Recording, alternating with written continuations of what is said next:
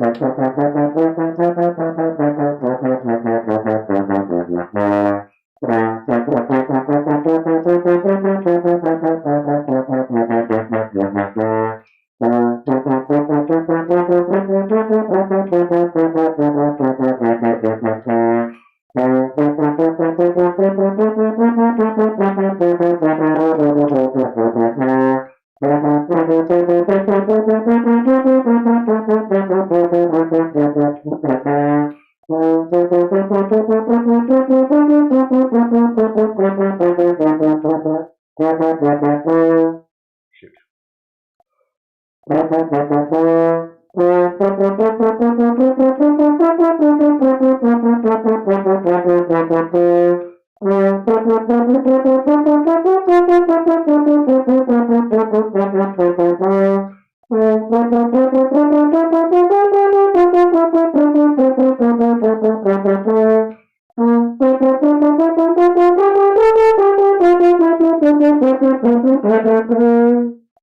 Sorry, gotta turn the page. Even though I know what it is, but it's good to give your eyes something to focus on.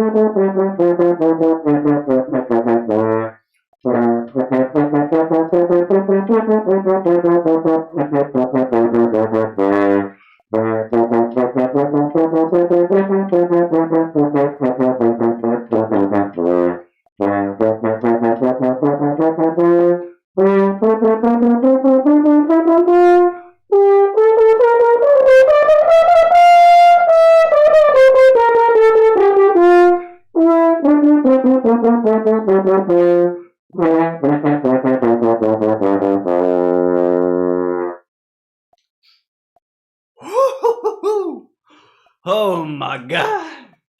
I'm sweating after that one. My goodness. I'm sweating after that one because that's the Franz. The Franz, and it's yoink. As well as yoink. You deserve a break. And boy howdy dooey. That's a hell of an exercise. As we take a break. Jo, guten Morgen to you, mein Freund. Guten Tag. Ich liebe dich. That's like all the German that I know. Good to see you, Suki. How you doing? Whew, man, my chops are. That was a tough little exercise. Whew. I don't even remember what. I was gonna say something. I forget. Oh, I have a bad habit of these books that I get. Thoughts on Playing the Horn Well, Freud's book. And it's got so many things to play, like, throughout, and I'm just like, okay, yeah, that's cool. Like, yeah, you play all these things. But I'm really bad about, like, actually going through and playing all of the things. Like, this page I've never played from, So I'm really just bad at actually doing the thing. So that's why I'm trying to. This one I saw the other day, and I was like, what the hell? I could probably just do this. And lo and behold, it's incredible, and need to continue putting it into practice. So that's kind of something that I'm trying to do more of, is find, for example, this embouchure building for horn. Also, is a great one from which I've never played like any of these things, and I need to actually play the things that I have. That's kind of my thing. Is I get these books and then I don't play most of the things that are in them, which is not great. Made it to Friday. We absolutely did, and holy moly, it could not have come soon enough. Sprechen Sie Deutsch? Do you, Professor? Because I understand Sprechen Sie Deutsch. That is a good one. And also, I used to know. I can count to like 12. Because there's 1, 2, 3, 4, 5, 6, 7, 8, 9, 10, 11, 12, and then 13 I can never remember. You started a piece by Tchaikovsky. What piece, Suki? We've been loving Tchaikovsky recently. 4 and 5, and all right, now y'all are getting a little advanced. I'm assuming that means you've been to or perhaps from the Netherlands. So you are from Nederlands. Sounds to me like Netherlands. And ich ben is like I am or I something. Yeah, actually, Mom, if you're still around, you took some German in college, right? However many years ago. You can help me, right? Started the 1812 Overture. Ooh! We love the 1812 Overture in this house. That's a good one. You're learning Dutch. I gotcha. That's really cool, dude. Any reason in particular? Or is it just like you're just felt like it, and so you're doing it? Because that's awesome. Every time I have like tried to learn a language, because it's just me and I don't like have people to learn with or content or media to engage with, right? So like I tried Duolingo on French, and I got like 2 months in, and I learned 0 French, but I could do the Duolingo exercises. You know what I mean? So it's kind of just like, I would love to learn, like actually learn a language. Your dad lived in the Netherlands for 7 years, dude. That's freaking cool. Oh, and Dutch, right? Dutch and German, because Dutch and Deutsch and everything, which is like intentional. Wasn't that like I saw something on Reddit yesterday about why Dutch and Deutsch are spelled different. There's like some historical, like political schism between nations that I forget. It was fascinating in the time, but I do not recall at the moment. Hence my approximate knowledge of many things, which might actually just be wrong. Who knows? Stopping Duolingo before this year is over. Is it not? Hasn't been working for you either, Professor? It's like, because I've tried Duolingo, I've tried Rosetta Stone, I've tried a couple of things, but none of them really like stick with me. What I need to do is just like go to a place and live there and speak with locals and like, watch the TV and read the signs and, just immerse myself in something. And that I 100% will be able to learn something that way. But if I'm just like here in Florida, I tried Hagelslag. Let me put that in real quick. so that I don't forget Hagelslag. Oh, sprinkles. Huh. Hagelslag. Also called jimmies. Bro's just spitting tool references with the schism and Rosetta Stone. Well, here's what's really gonna blow your mind: is schism is a real word. Schism is a word that means a breakup between what was previously joined in some way. A breaking apart is schism, and Rosetta Stone is just a language learning tool. You know, perhaps tool is making historical and language learning references. You know, could go the other way.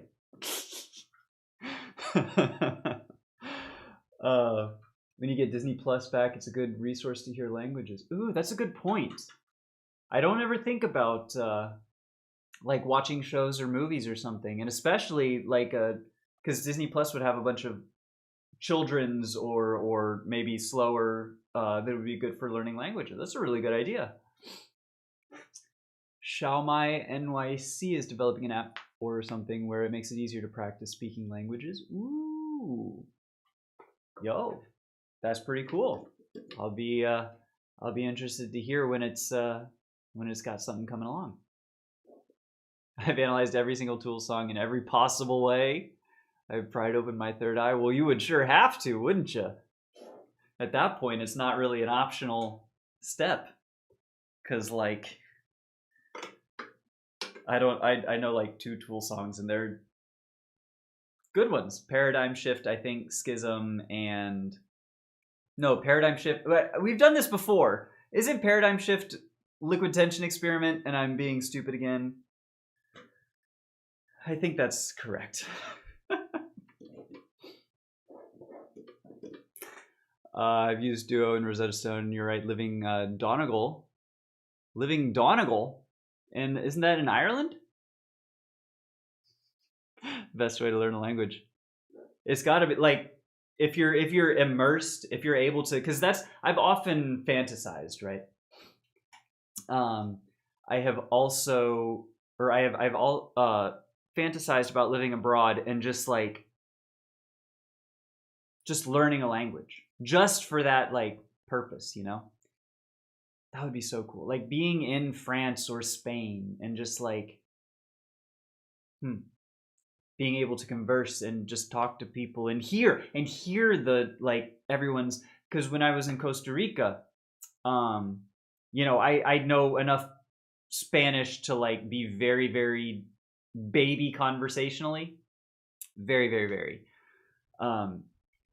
And like it's just, you know, not eavesdropping just because but like hearing people talking in Spanish, and I'm like, I can start to pick out and like, okay, these things, and you know, adapt them to my own, which is, I guess, you know, the same as watching things in a language perhaps and taking it into your, but I feel like that's different because like TV, I'm not convinced that that's like actual real conversational, but hearing people have actual real conversations, that's actual real conversational, if that makes sense.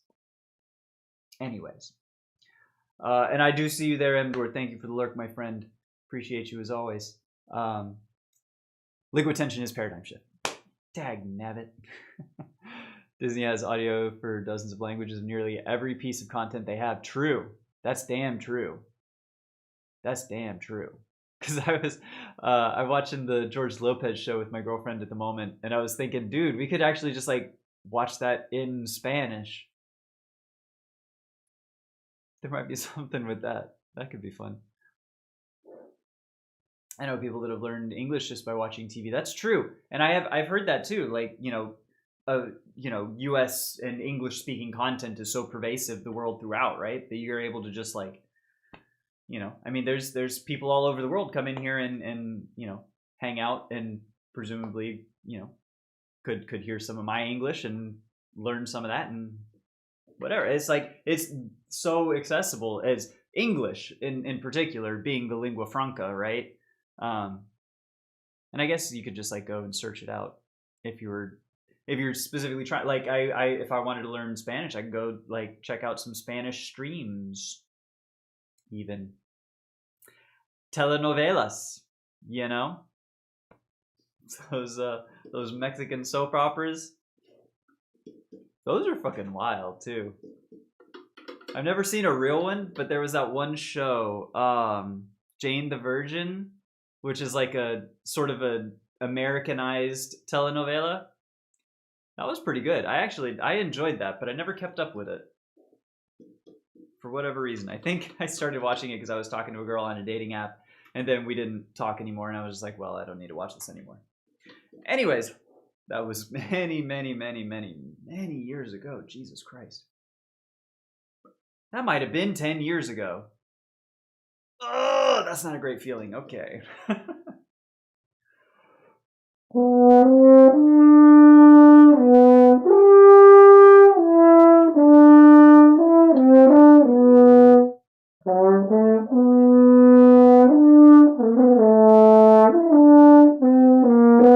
God dang it, don't close your eyes if you don't know the music.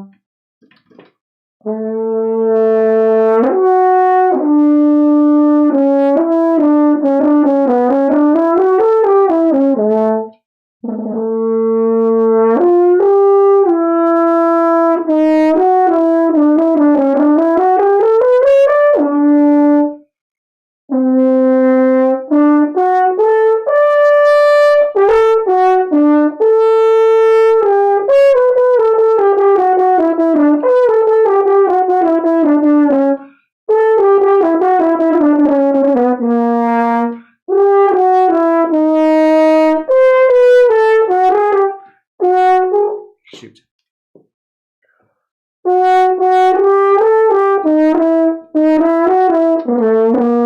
Okay, I need to work this out because this is a good cling, number 21, and I haven't worked out the last half of this. We're going to do that, and then we're going to get into the Strauss, I promise. I'm showing my kids a Brazilian novella for kids. I have it in Portuguese with English subtitles. They ask about watching it regularly. Dude, that's freaking cool. That's awesome, dude. Good on you for instilling them a love of learning.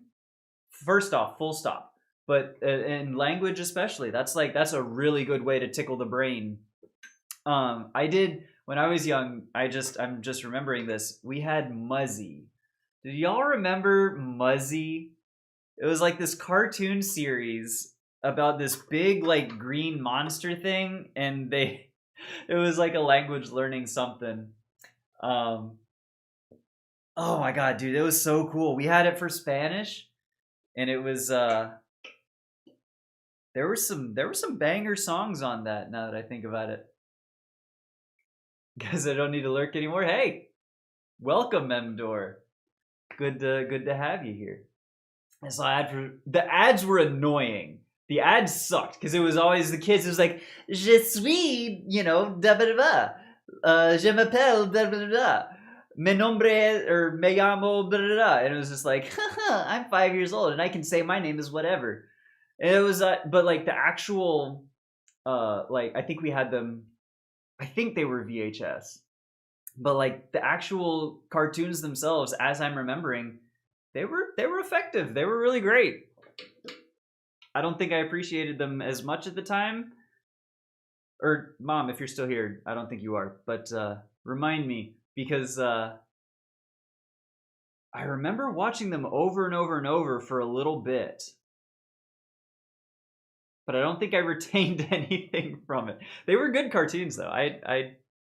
I'm nostalgic for some Muzzy.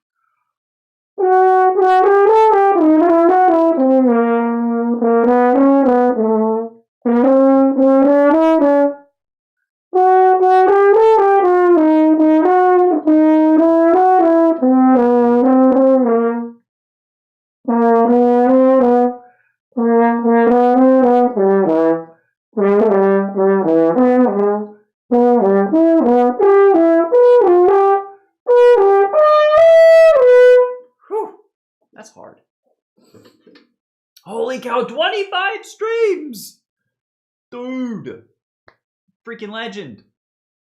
Sister-in-law wants me to teach my nephew Portuguese, so I only talk to him in Portuguese. Yo, that's freaking cool. That's dope, dude. I wish I had family members speak to me in Portuguese. I have family members that just don't speak to me. Which, honestly, for some of them, I prefer. Commentary, anyways. Neither here nor there.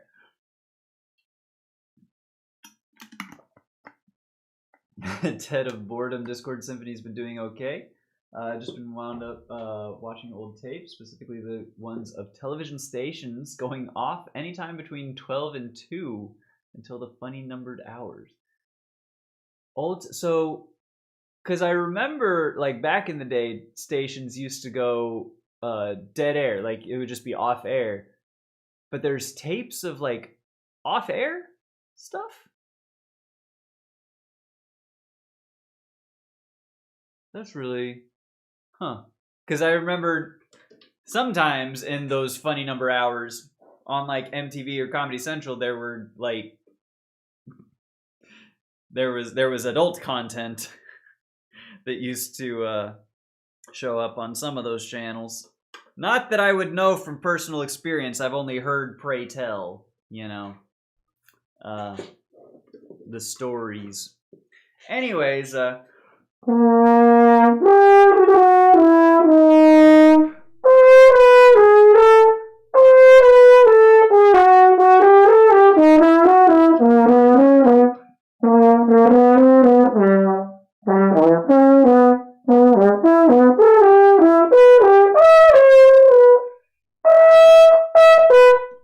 not even doing the articulations right.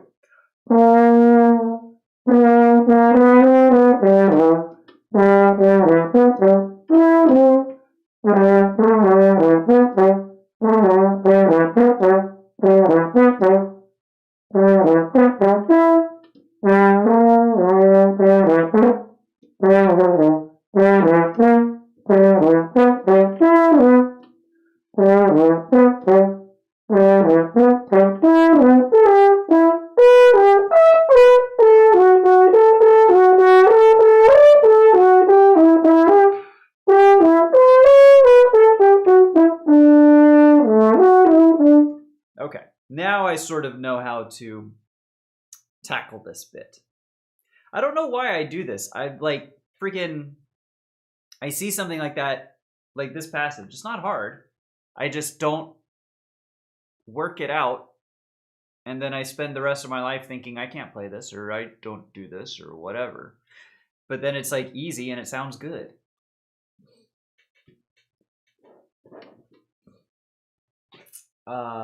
They would play the national anthem, say good night. We won't be back until the funny numbered hours this morning. Oh, okay. That's really interesting. I don't know that I've ever actually experienced that myself. Yeah, that's really interesting. Huh, until the funny numbered hours in the morning. I tried teaching my kids Portuguese, but they're resistant. I need to get back to us all learning Blackfeet? Blackfeet? What in the world? Is that a language? Is that like a Blackfeet, like a Native American dialect or like an indigenous something? I've never heard of Blackfeet in terms of like something to learn. I've been wanting to learn proper Portuguese since the 2018 World Cup. Was that the 7-1? Because that was a oh man, I don't even remember. Was that? Oh, I don't remember. My approximate knowledge is failing me today. Yo, what's up, Felicia? Good to see ya. Happy Friday. How you doing?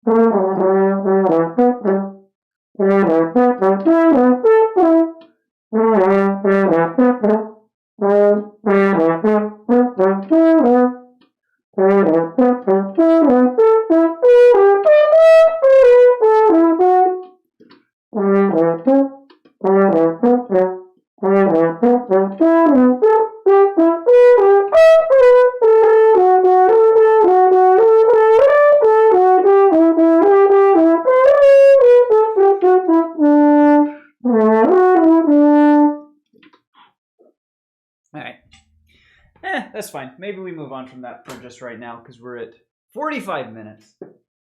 And I need to get to some real music. Oh, a little bit of Strauss. Work on some stuff. Blackfeet tribe. My kids are all Blackfeet. Yo, that's freaking cool, Professor. Good on you for embracing the heritage. That's awesome. I fucking love that. We need more good, strong indigenous cultures. I went to school with a girl who was her father, I believe, originally was from Ontario, and they were very, very, very strongly Cree, if my remembrance is correct. I believe her father was like 100%, and I think the children that I was friends with, I think they were like legit half Cree, and very strongly connected to their heritage. It was really freaking cool. I've been going to my history class during lunch because I suck at history and the AP exam is in less than a month, but I'm finally free. Dude, that's no joke. Best of luck. Yes, best of luck on the AP exams. But you're putting in the extra work. You're going to see the results. I believe in you. All right. Let's do a little Strauss.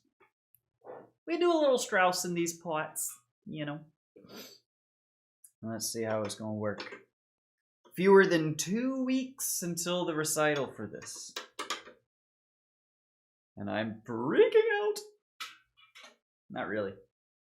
Honestly, I feel like I should be freaking out, you know? Which is a weird feeling to have. Like I in my head, I'm actively thinking I should be more insecure in this.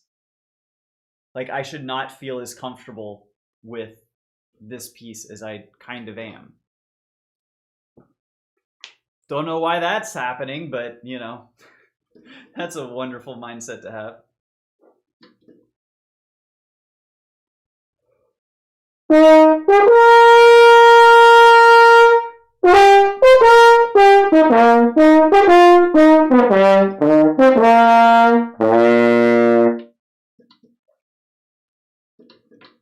Ba-ba-dum.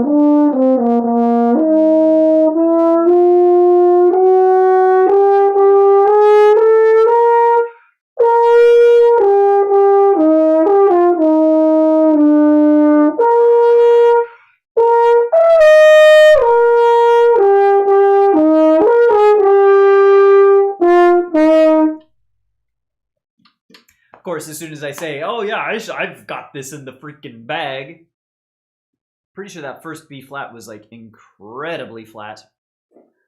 Cracked so many notes. Second B flat wanted to go to a C or a D even. So a little rough, but what are you gonna do? Show must go on. Let us leave. Haha. Okay. Bum, bum, bum, bum, bum.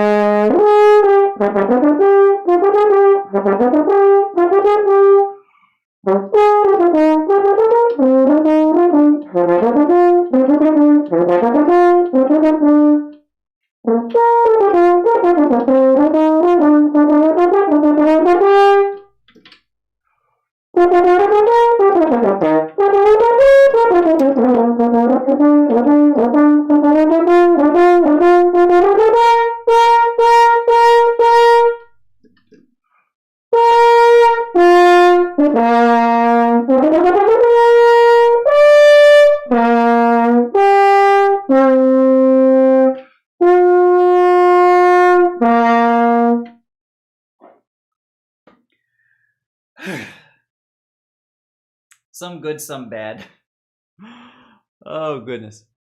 10 to 2, excuse me, 10 to noon. That means lunchtime for me. Dude, thank you for hanging out, Mdor. Great to see you as always. Hope you have a great, an absolutely phenomenal lunch. We'll see you later, buddy. Yo, thank you, Felicia. Thank you. I screwed up the fingerings and like it's so why can't I just get like one good complete performance of this? Because some parts sounded a lot better than normal. For example, getting into the triplet section, right? I thought that was much more solid than it normally was. The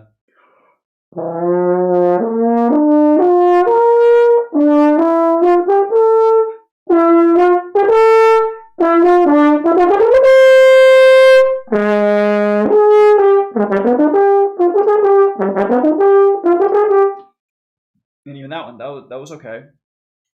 Up until the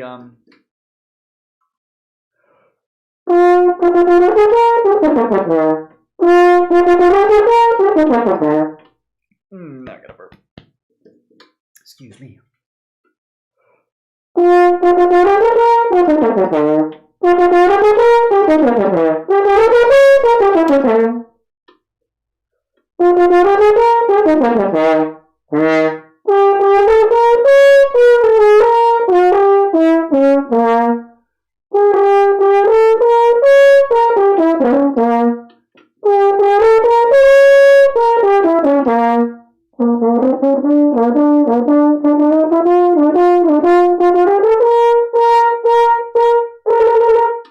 Yeah.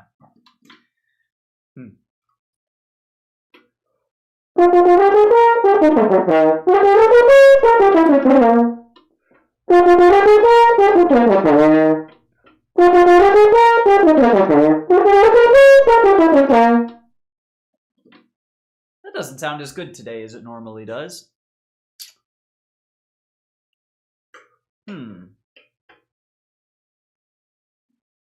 Don't love that. I wonder why that is. Because normally normally this part isn't really a problem. I do those arpeggios all the time because it's just B flat major, you know.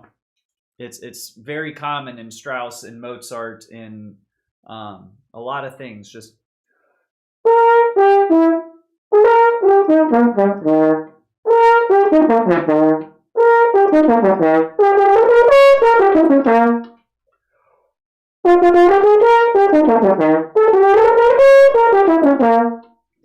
I just need to reinforce it, that's all. I begin to forget about it. Just make sure you do it correctly. That's all it needs.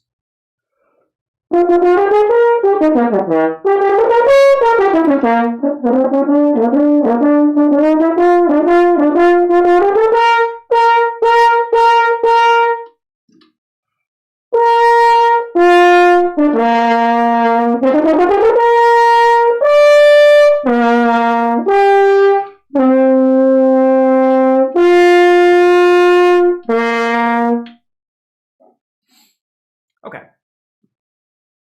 Not bad. I kind of want to see if I can hit those B flats a little bit better. I feel like those were not good the first time around. So actually, I think I'm just going to start it again. Not at the very start, but from the solo. The con espressione.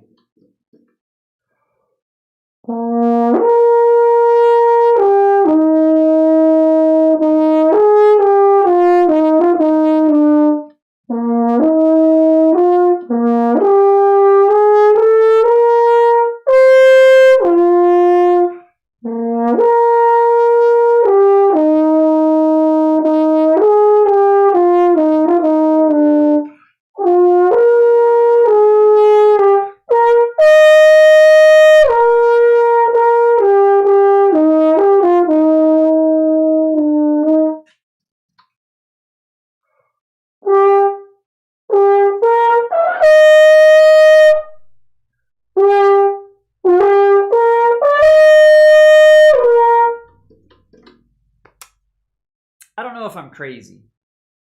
It feels like that B flat is flat. You know what we can do to find that out? Turns out they make this handy dandy little device. It's called a tuner.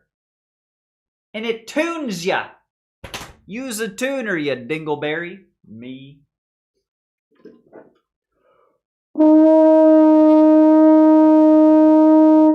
Like that's in tune.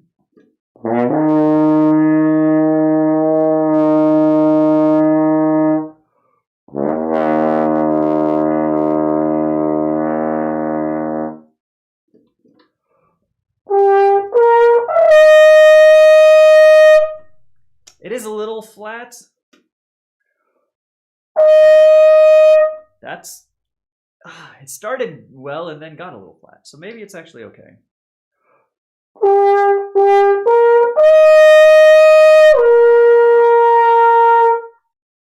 Maybe the rest of it is sharp.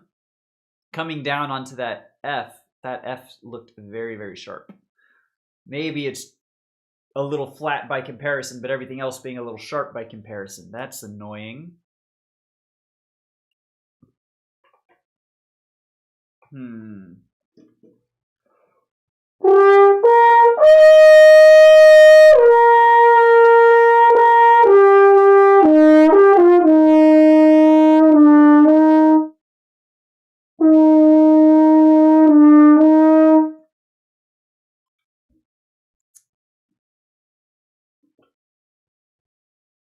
I don't really want to. I don't know.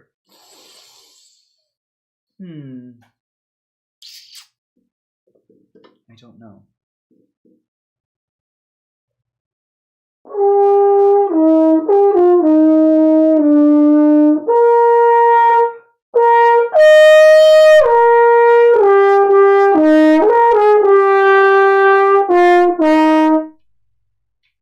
Maybe that's it. Maybe. I wonder if in order to hit the high B flat,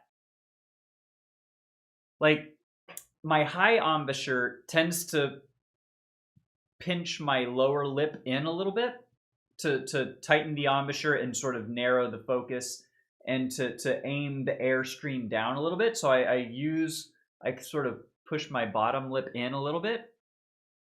I wonder if keeping that when coming down off of the B is sharpening everything else, which maybe means that I shouldn't do that for the top B flat. Something to think about.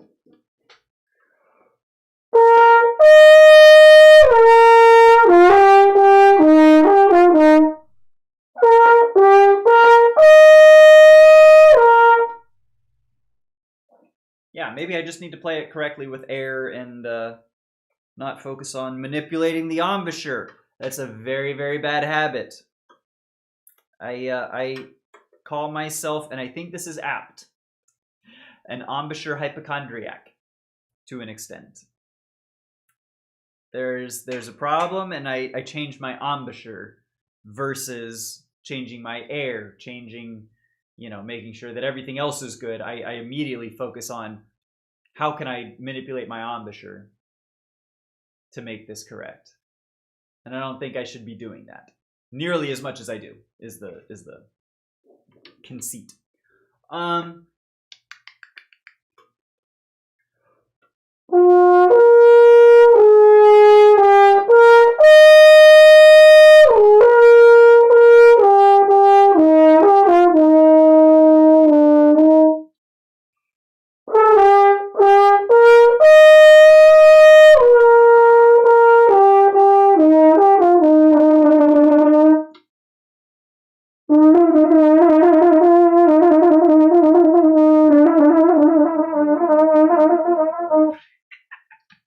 Just do it, but the whole thing is a trill. That would be fucking stupid. And like impossible. Really funny though.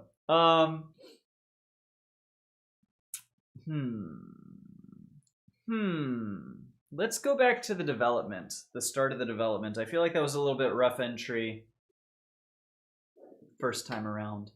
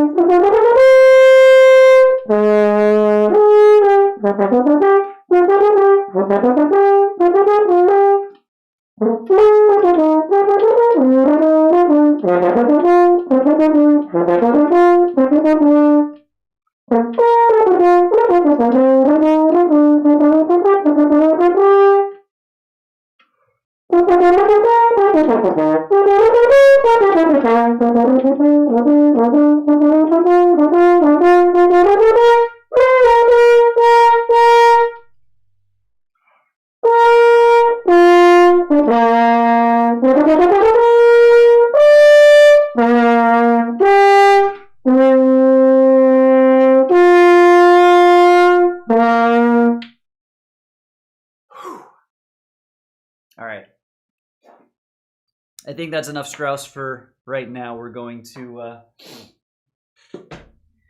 revisit that this afternoon. No. Just got a scalp check, make sure that the old mane is still doing well. Does the room that you're practicing sound good? I practice in my bedroom, but it sounds so stuffy. It sounds better when I practice outside my room. It's not the best. So previous streams before I moved into this room were in my bedroom as well, and I was practicing like literally right here was a wall, and so I was sitting here and playing right directly into a wall, and it was not good at all. I tried a few different configurations, but it wasn't great. So now I have this room that's dedicated. It's still a little small for my personal taste, just because with a horn especially, it gets a lot of its warmth and its color from reverberating. That's why it kicks out back, so that by the time you hear it, it bounces. It gets the reflections and the characteristic of all the walls and the surfaces that the sound bounces off of, right?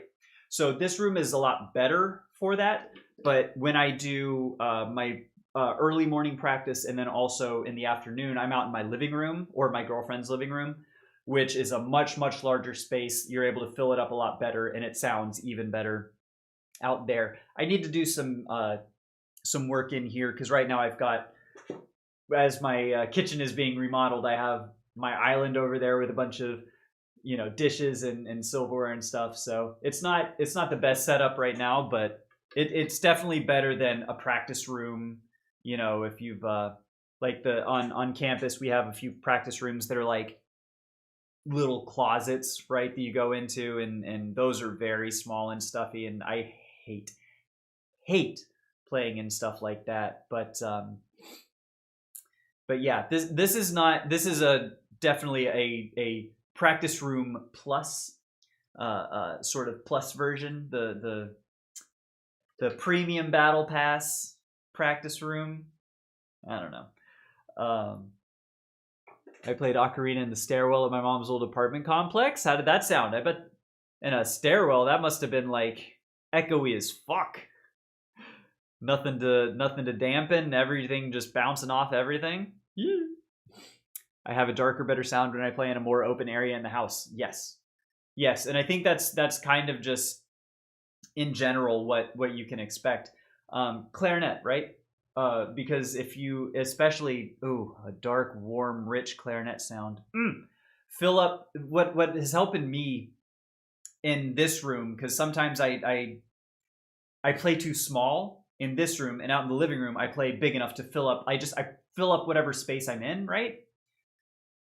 Which is good if you're in a big space, but if you're in a smaller space, you need to play larger than the place you're in, which is not the easiest thing to do. So definitely try, if you only have a small bedroom or a something, if you're able to, with noise and shared spaces and whatever, if you're able to play a little bit bigger than the room that you're in, such that you would play with the same air support, intensity as you would in a larger room, you might like what you find. Yeah. Sounded great. Thank you, Professor. You gonna put some shorts up on YouTube soon? Hey, that's pretty sweet. Oh, the ocarina. You're sorry, I bouncing around. The ocarina sounded good in the stairwell. Really? I could not play a horn in a stairwell, because that would be playing piano with the pedal down constantly. It would just be mud at that point,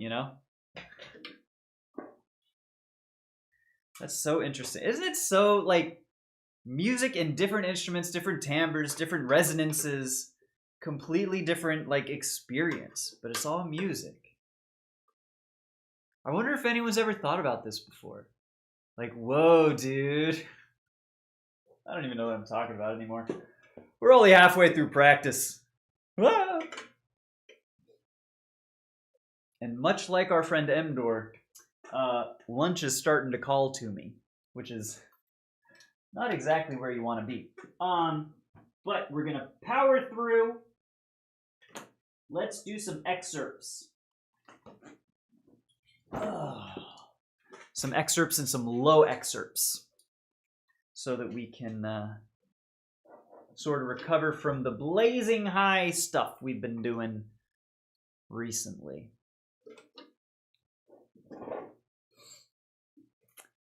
I have band next period again, and our band teacher's on a field trip today. Yo, free period! Love that. Dude, oh my god, and especially towards the end of the school year. I remember when I was like junior, senior year of high school, and we would band class, you know, we'd had our concert, so, you know, whatever, it wasn't a big deal. We used to get I brought in Guitar Hero a couple times, a couple bottles of the Welch's sparkling grape juice, and like, because there were like, not Mimi, I was gonna say like 6 or 7 kids there. There were probably like 10 kids there, but we all just had Guitar Hero and sparkling grape juice, and it was oh man, I hadn't thought about that in a long time. That's a good time. I'm so happy for you, Felicia. That's gonna be a great time. Enjoy it, and then maybe in 20 years you're going to you might be able to look back on it fondly and reminisce. I was TA for my band director, and what I did most of the time was play Smash Brothers Melee. Dude, I love that. I was also, dang, I haven't thought about high school this much in a long time, but I did TA for my band director my senior year as well. But now that I think about it, because I don't think she had a class during my TA period. What did I do? I think I like organized music and maybe passed. No, because it wasn't the middle school band. Maybe it was 7th grade. It might have been 7th grade. Because 8th grade played with the high school, and then 6th grade was the very, very beginners. And I don't think I did had that class. It must have been the 7th graders. Huh. Yeah, I don't remember actually. The TA was actually one of the only classes that I had to do stuff, because everything else, it was band, it was TA, and the rest were like computer lab stuff, because I was doing dual enrollment classes, and they were all online. So I'd finish those in like a period, and then I'd have 2 free in the computer lab. I'd have a TA, and then I'd have band. That was my entire senior year. It was a joke. You also TA'd for Spanish and earned candy and iTunes gift cards. Yo, what? Dude, sign me up. Are you kidding? That's awesome. Especially like in high school. Hell yeah. I remember I was getting when I started my career I was a CPA, they had recognition sort of stuff, and we would get not candy but points that you could trade in for like Amazon gift cards. And I was paid from work, you know, in compensation and salary, but like also with Amazon gift cards. Interesting how the more things change, the more they stay the same. Or something. Anyways, Shostakovich. Let's play some Shostakovich.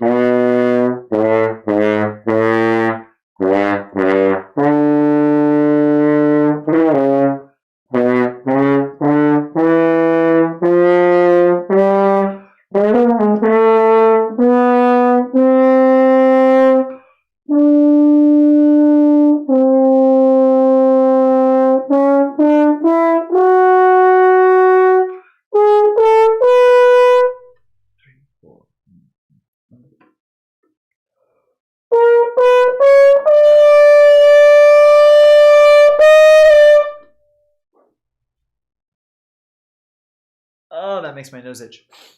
A little rough getting into the low B flat. But the second time the D and C sharp come around, I guess the only time the C sharp comes around, because before it's written as a D flat, so like, but the second time that D natural C sharp came around, those were big, and that sounded good. Excuse me. Oh my God, why do I have to like hiccup and burp and Why is the integrity of my windpipe not sustained?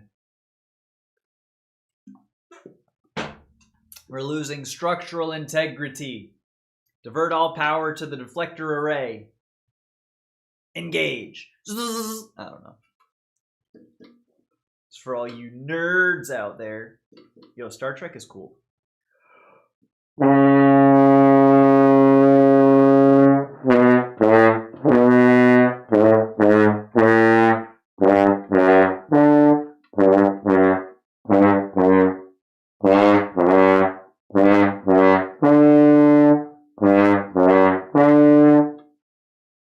The D and C sharp sound strong. I like that. The only thing that sucks, because like, I guess I do have to make a shift to my low set for that B flat.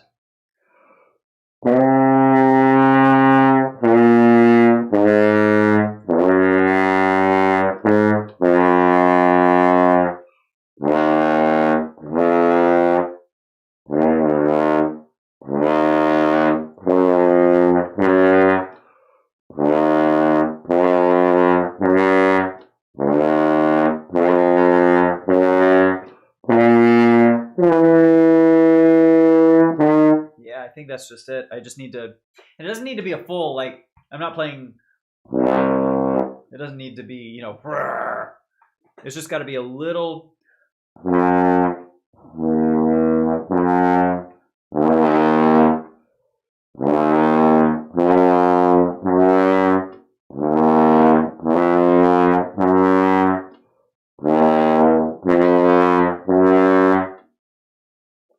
Because the thing that it doesn't suck about this, but what I'm thinking about this is the B flat C D flat is also exactly in Mahler 1 because it's B minor, B flat minor, excuse me. So I'm used to playing this B flat on my higher set because it doesn't need to be as strong or as loud. So I play it on the high set because it's soft and it's dark and it's got a rich, warm timbre, and it's smooth with the rest of it without having to do an embouchure shift or a register shift. So for example,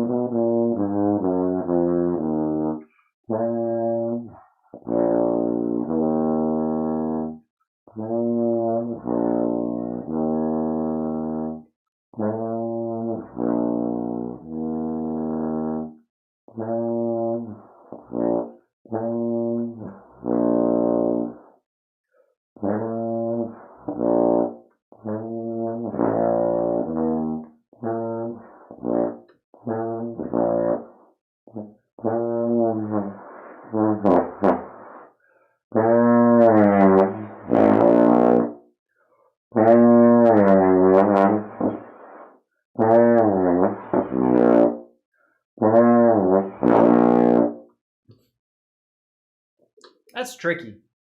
That's really hard.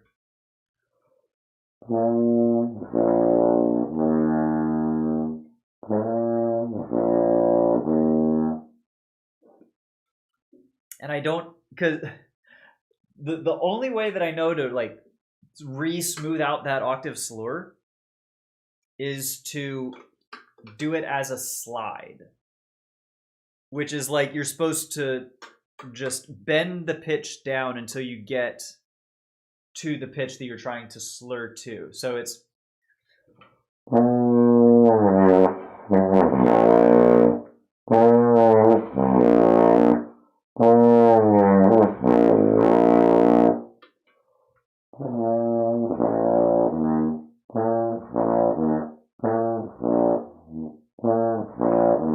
and then all it's like, but doing that as a slide, like I didn't even get it correctly, I think, ever. I think I got it 0 times correctly. But it still helps to iron that out and get it smooth down there. Get it all smooth down there. What are we talking about? Anyways. Do bass players use voicing? I'm not entirely sure I understand the question. First off, because I don't play bass. But I are you talking about like lower, like low horn having use voicing? Yeah, I'm not entirely sure I understand the question. Because when we play low, like you have to be as expressive as musical. And in fact, the one I'm turning to, Mahler 3, it says that you need to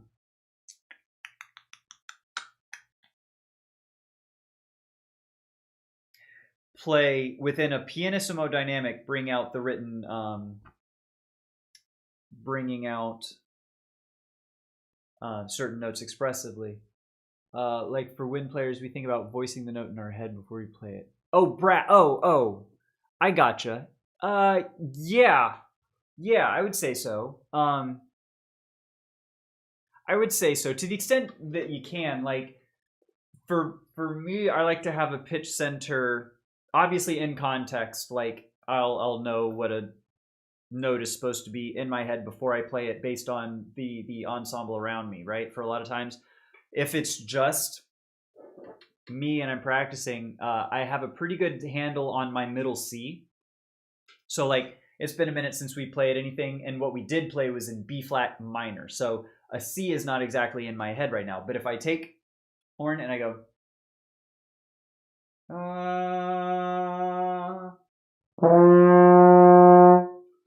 you know, because of the muscle memory, I can. There's actually a video, and I talk about Julie Landsman's Caruso exercises on YouTube. There's one that I haven't done much of, but it's called note tasting, and it's supposed to be you get the taste for the note before you play it, which I need to spend some time with actually. But it's yes, very much so, and I would say. I wouldn't say. I don't know if it's necessarily more important to have a good ear for what you're trying to play for brass, because you know if you just do open on a brass instrument and you get the middle C, that's cool. What if you hit an E above it? What if you hit a G? What if you hit the G below? What if you know? So you really have to know which partial that you want to start on, and then get good at starting on that partial. Right. So if I know I want to play open and I want to play a middle C, right? It almost, without hearing it in my head, I was trying to rush and like not hear it. It wanted to start on an E.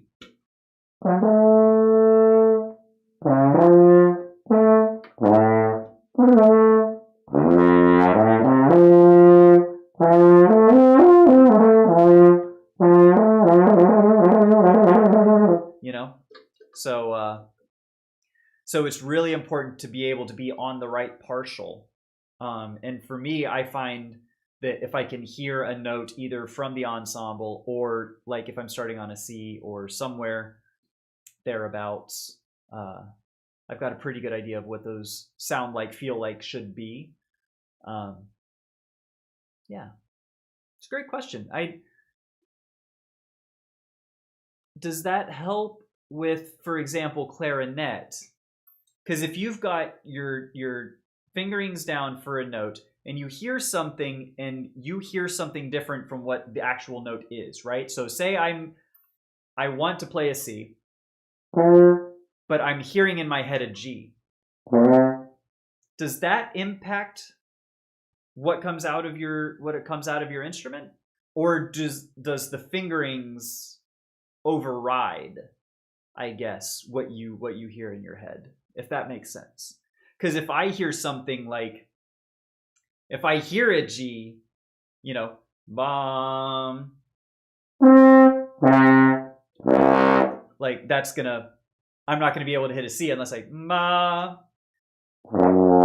right? Helps when I'm trying to play octaves. Okay, so like keeping the pitch center between the different, I can see that. Only the fingerings matter. I got you. That was what I thought.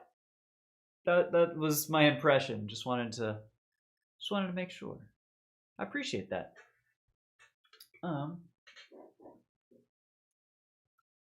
I love learning, and like I love learning about other instruments, like the nuances, because let's face it, I'm never going to be a clarinet player. I'm never going to be good at clarinet, but like the intricacies of instruments just fascinate me. Like if I didn't play horn, right hand technique, lip trills, all this kind of stuff would be endlessly fascinating. And it is honestly endlessly fascinating to me, which is lucky, I guess, that I do play horn. But voicings are mainly for tone and embouchure and don't control the pitch. Okay.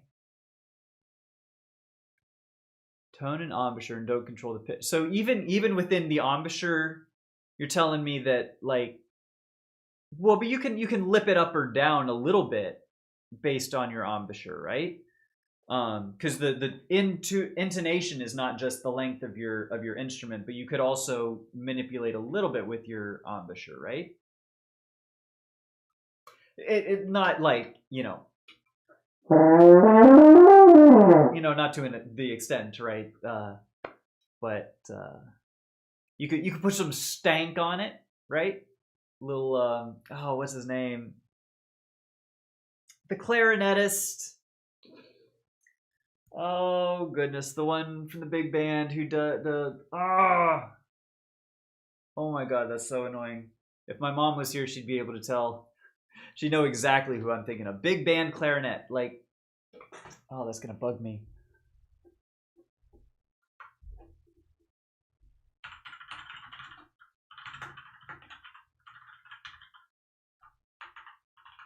Famous big band clarinetist. Benny Goodman! Of course it is! Of course it is. Benny Goodman. Still doesn't really change the pitch. Well, we change pitch by dropping the throat and tongue. Oh, okay. Okay. So this really doesn't change. Like this is static, is what you're saying, and then it's in the mouth is what's manipulated to or the intraoral cavity, whatever it is. That'll do it. That's really cool. That's really cool.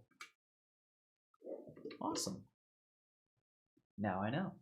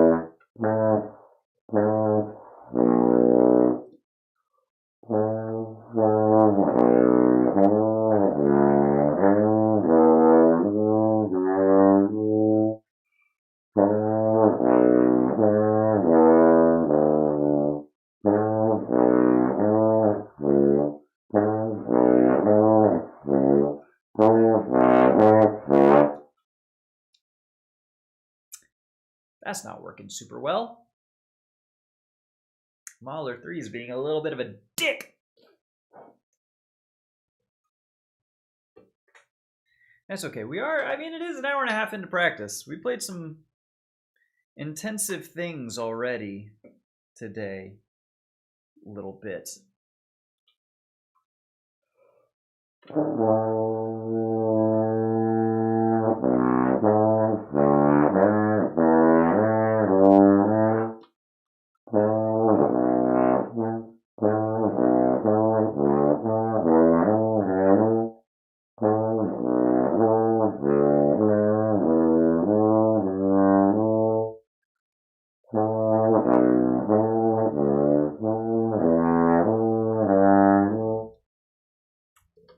It's like the notes are now after making them hit are starting to hit, but like it's just not pretty.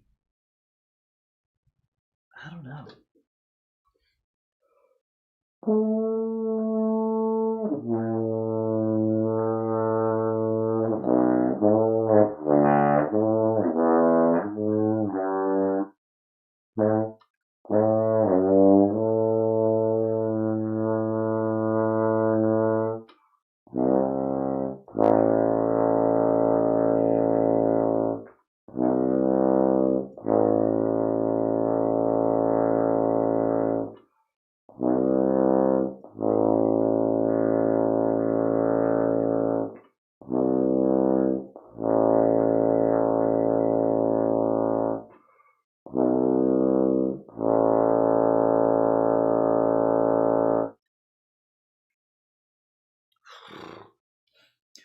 Woo-wee!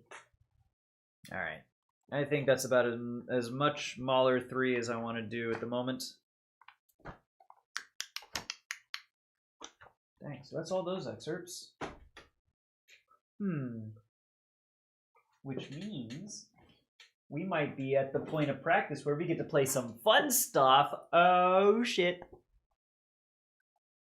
Which is to say, it's all been fun. No, it has not. Since it's Friday, it's a little fun. Let's jump to the back of the book. Number 39. Ruin my chops with some really high playing at the end of practice. That's exactly what you want.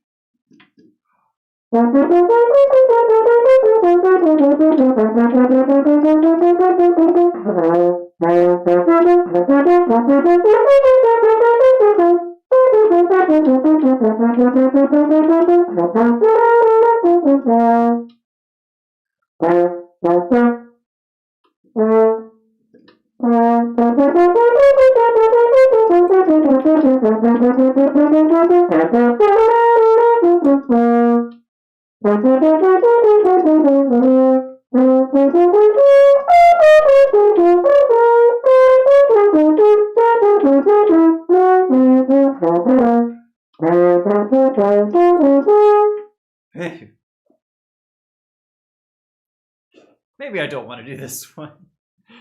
It's so hard. It's not even that hard. I don't know why I said that. I'm just not good at it today because I haven't practiced it in a while.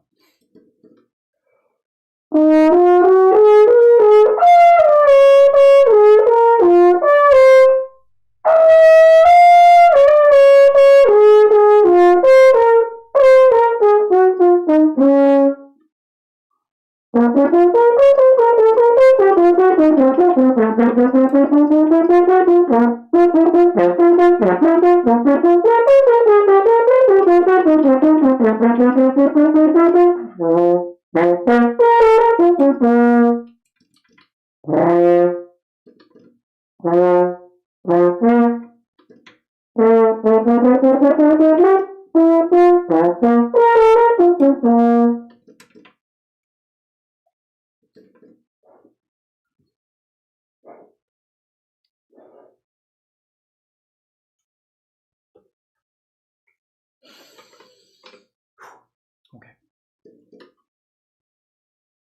Still sounded good though. Thank you. I appreciate that. Oh yeah, Porky. Sorry, I was like boo bokes or boo Porky. Appreciate it, friend. It's just because it's so high, and it's like the difficult bit. It's all difficult, but there's octave jumps, so it's got a natural 3-octave range here because you got C, C, and then C, and you're doing some of those in octave jumps, which is like not easy.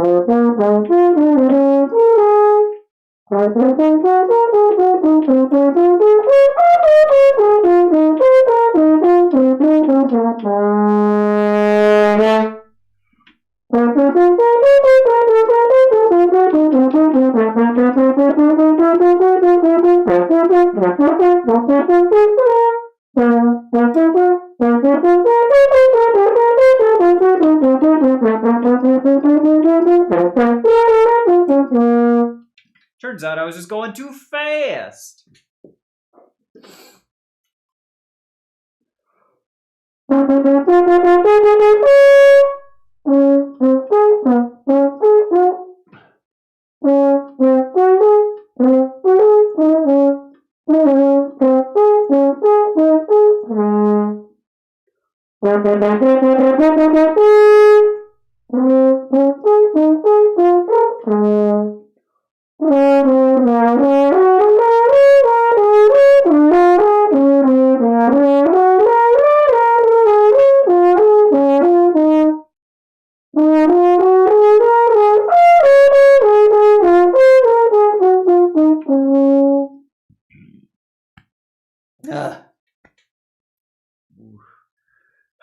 That's tough.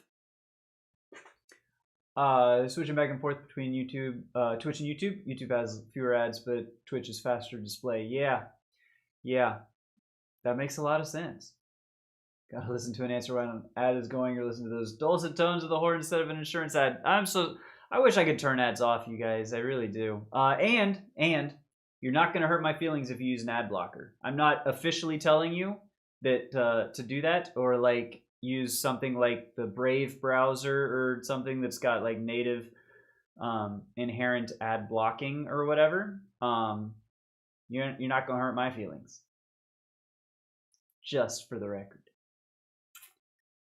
I made a commitment the other day by updating my Twitch bio. I'll now be doing Music Monday every Monday that life will allow. Dude!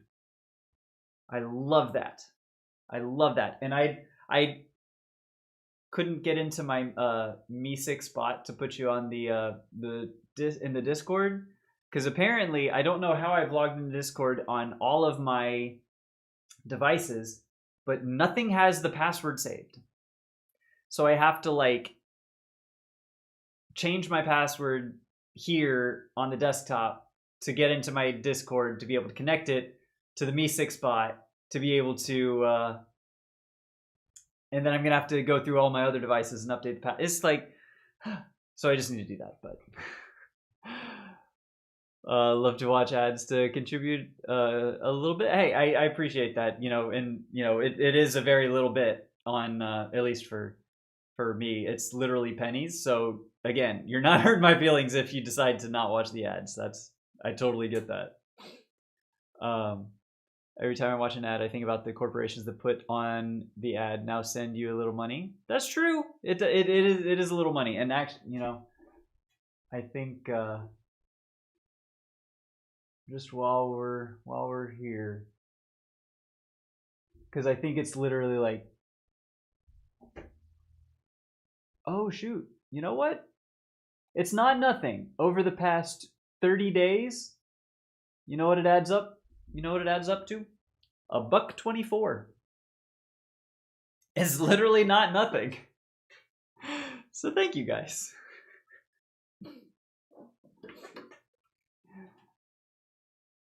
Ad pays for Palmbird, AAA pays Palmbird some monies. That's damn true. The munners. You're so real for that. Oh man. Alright, let's get this cling out of here. Let's play something we actually know how to play. For example, I did say Star Trek was cool, right?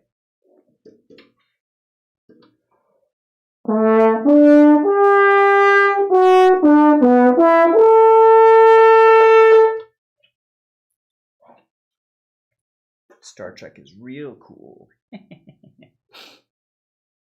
Speaking of ads, I got I had Geico's sending me money, as is Takis and Amex and Duracell.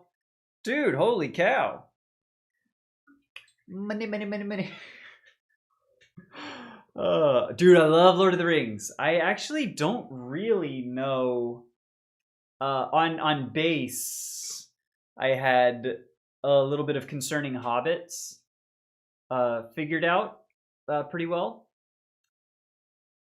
I didn't. I don't know the notes though.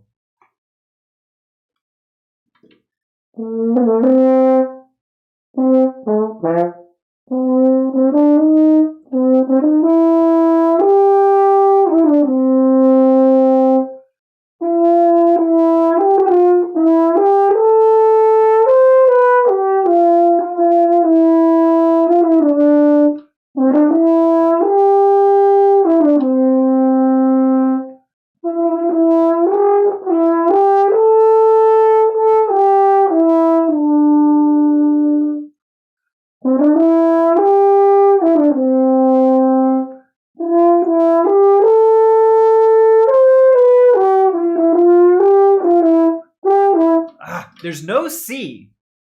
There's no fifth in this. It's like, it's crazy. I feel like there needs to be a fifth. And it's not.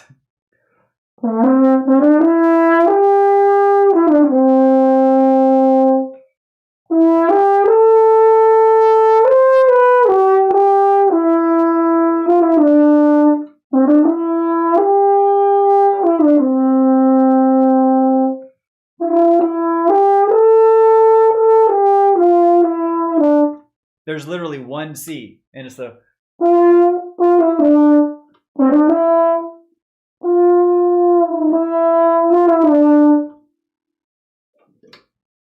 That's crazy. I guess I could play it in, because that's in G major, C concert. I could transpose it down to F major, and then I would have all the C's I want. TurboTax, 5 days before the deadline. Yeah, they're spending their ad dollars now, aren't they? Dude, Concerning Hobbits might be like my favorite like tune of all time. It's up there. It's on my Mount Rushmore. I would probably say. New Balance and HyperX and Google. What? Hell yeah, dude. Send me those fat Twitch checks for $1.24. Hey, thank you, Porky. So that, yeah, I was just kind of sounding it out. Just kind of starting on a G and going up and down the scale, trying to see how it. Fellowship theme sounds good on horn also. Yeah, it would. Oh yeah, it would. That is horn. Now that I'm thinking of it.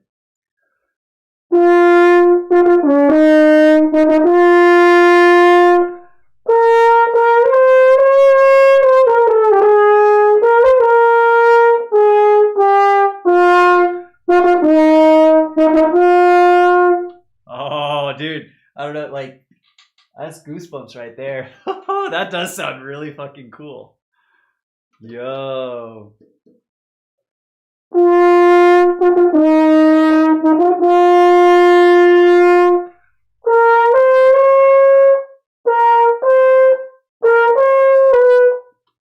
I think it's, yeah.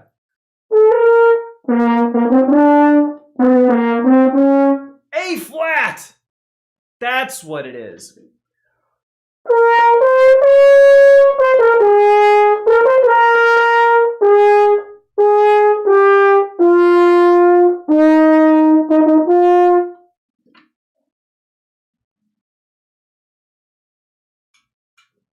Yeah, because it must be E flat major. If I'm starting on a C, because there's, yeah. Huh. Good idea, Porky. That's a cool one.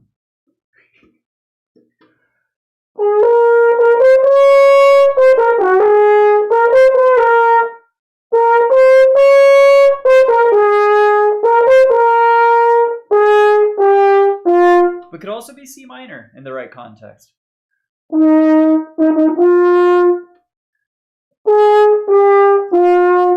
know? That's a really... That's a fun one to put in the toolbox. I like that. I love having little things to like noodle around on, right? Like there's that, those obviously Lord of the Rings. There's Star Trek.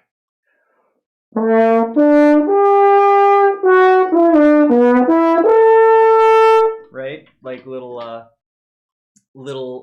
toots there. Then there's Star Wars, right? You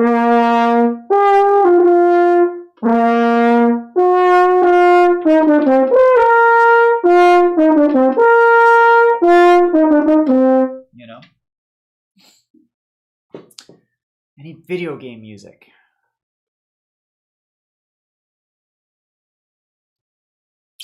Probably should be, right?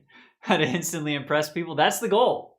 Like, screw an orchestra, screw, like, you know, getting a degree, making money playing the horn. Like, I just want to impress you guys, have y'all think, huh, that was pretty nifty. That is my currency. That is what I strive to do. Video game music. Like, I'm thinking Zelda or like Mario or like some of the big ones, but I don't think I do know any off the top of my head.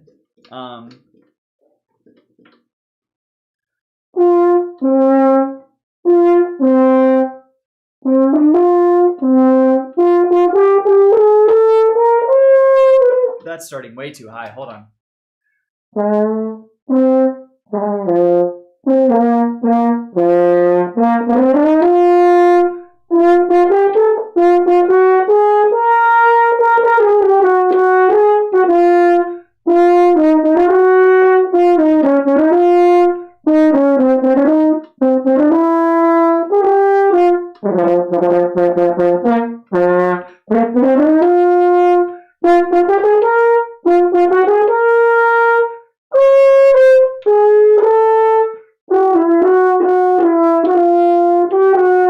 Shoot, because it modulates so weirdly in there. There was an 8-bit music theory video about the whole Heroes theme from Legends of Zelda, which is phenomenal. Highly recommended. Go watch that video. I might have to revisit that to see just how the keys change in the darkness part of the Zelda theme. Have you ever thought of busking? No. I honestly haven't really thought of it. I don't know. I don't know that horn is a great busking instrument. that would be very interesting. Maybe it would work. I would have to learn a lot more like popular stuff. Like I can't just sit out on the street corner and like play Tchaikovsky 4 opening. Or the excerpt from Mahler 1, like no one's gonna drop $1 in there if I nail the octave slur from F to pedal F, right? But But a little Lord of the Rings, a little Star Wars, little Zelda, little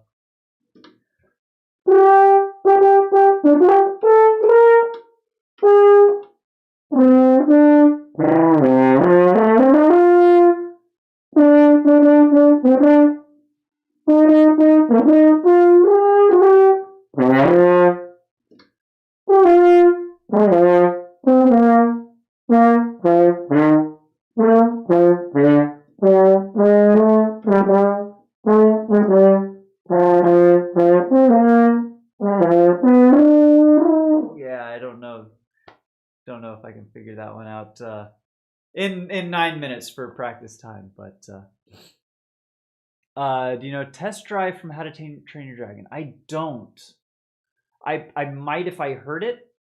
I'm not familiar enough with the soundtrack to be able to I don't have that one in my ear like I do Zelda or Lord of the Rings, unfortunately.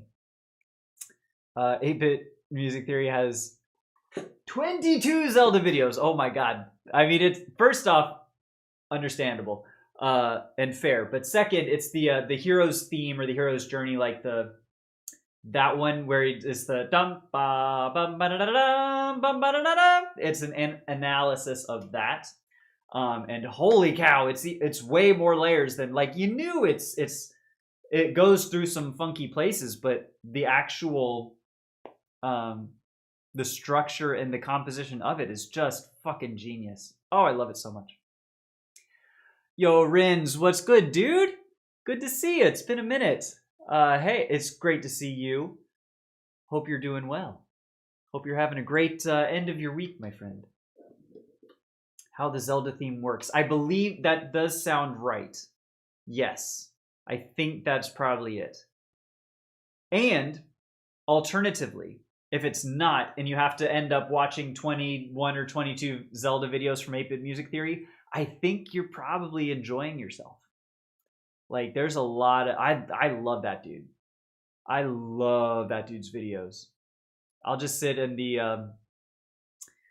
I just sit in between practices, have some lunch, turn on something from Rivali's theme, I think, is one that has been showing up on my recommended that I want to get to. Stuff like that. Just so much fun. It's so fun, dude. You know? Add it to the list, get to it in like 3 months. Ain't that the damn truth? Man, there's just not enough time in the day. Okay. Ooh. Okay, so now, Morceau de Concert to take us out. Let's see, because I don't think I played this. I might not have played this piece this year, so that'll be fun. I listened to another video that analyzed the Ocarina of Time note restriction. Yeah, I saw that one. Or that one came across 8-Bit Music Theory as well, right? He was it was like the constriction or restriction of the time enabled for some really creative use in Ocarina of Time, I think was the conceit of the video, and I've been intending to watch that one. That one looks really cool. But there's just so many, like I want to watch them all. My watch later list has over 1,000 videos on it. What?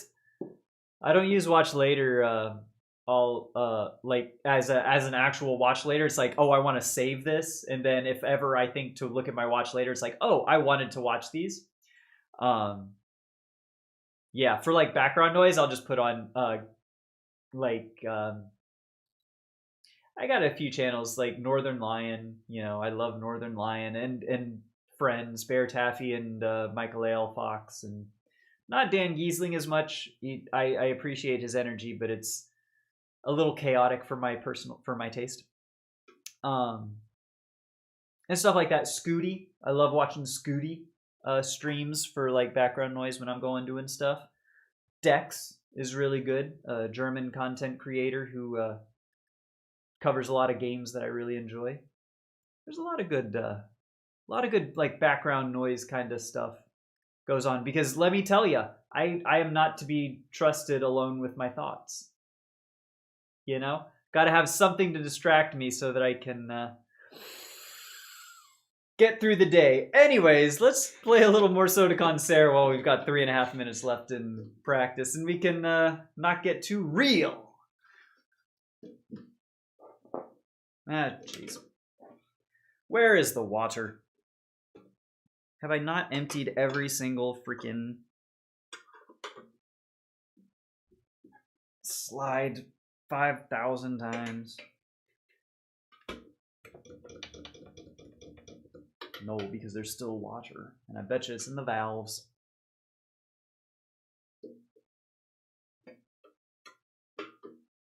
Oh, buddy. That's so nasty. Every time. Every time there's water stuck in the valves, it's like, it's shocking just how much water. I don't know how to clean the water. I just always end up doing every valve. Well, so here's a little trick for you. If you have water in the first, second, or third, what you can do is you turn the horn up like this so that the water is draining towards here, because your third is the lowest point on the horn. So what you do is you hold trigger and 3, you wiggle around 1 and 2. So now the water is coming out of here and it's coming down to the third here. You hold trigger and 3, go just like this, and now all of the water that was in any of these is now in 3. And so you take out 3, take out trigger 3, and boom. And that's all the water from your valves. Now for me, I still have the tuning slides. Oh, that's right, you're on a B flat single. So yeah, you don't need to do a trigger. You would just hold 3, and then have 1 and 2. Wiggle those around so that the water drains down to 3. And then if you just got 3, then boom, 3, that's it. And that should be everything from 1, 2, and 3. And I'm going to see if there's any additional. A little bit, but not too much. And that gets everything in one fell swoop out of all of your valve slides. Very useful in the middle of a performance when you know there's water somewhere, but you don't know exactly where. That's a big one.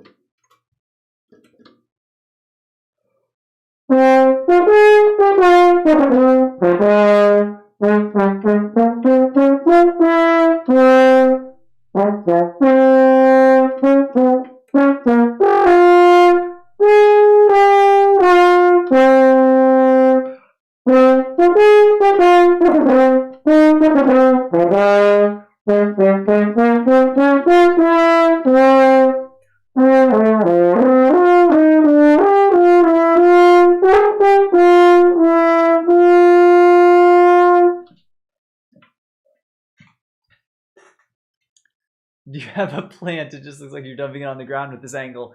Excellent question. I realize y'all don't actually. I have a rag. So it's something that I always carry a rag. I know the second horn at the local orchestra also carries a rag, but I feel like most horn players don't, and I never understand why. I hate emptying water onto the floor. I have an area rug around here. I don't want to douse my area rug with as much water as accumulates in here, right? So I wash a rag like once a week and keep it on me. Yeah, highly recommended. It I don't know. For me, it feels a little bit more professional. You know, a little bit more like you're being intentional. You're trying to do, like, I don't know. It's maybe I'm ascribing too much value to just like carrying a rag. But yo, Henry, you have a better weekend, my friend. Great to see you. See you later, friend. Yeah, I empty out onto a rag. Is the that's really funny.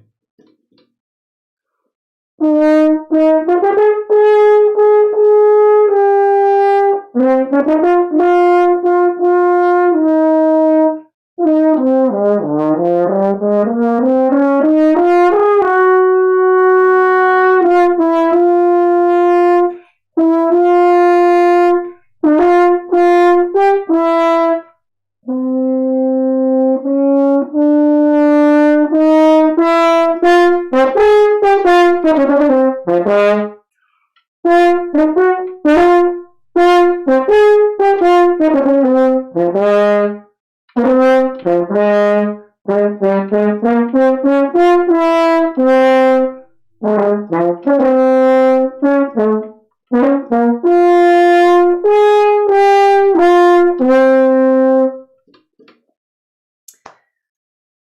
been so long since I played this that I don't remember what my fingerings are like, how I was trying to play all these. So, like, especially the G on the staff. I'm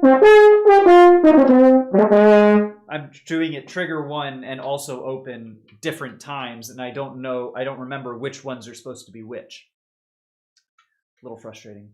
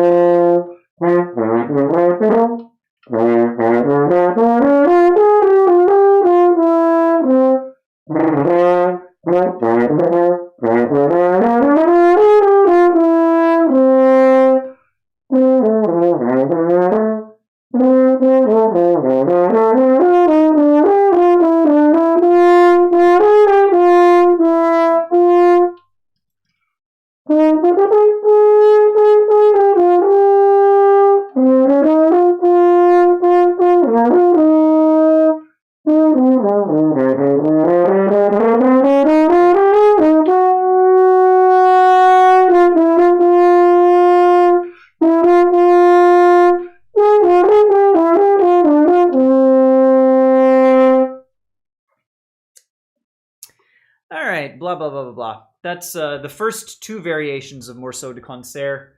We are done with practice for right now. When I forgot my water tub once, I just drank it. What? What?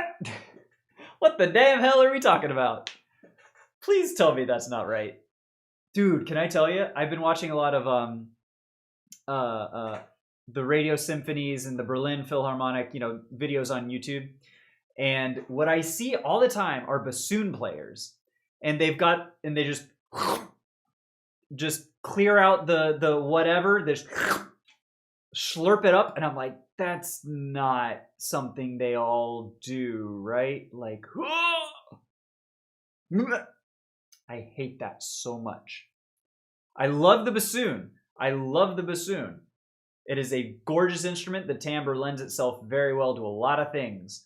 But like the is not something I think I could ever get behind. Oh, it gives me the shivers just thinking about it. That's nasty. If that's what's happening, that's what it looks like is happening. But if you tell me that's not happening, even if it's just for the sake of my shattered psyche, I appreciate, and that will be my headcanon from now on. Anyways, oh man.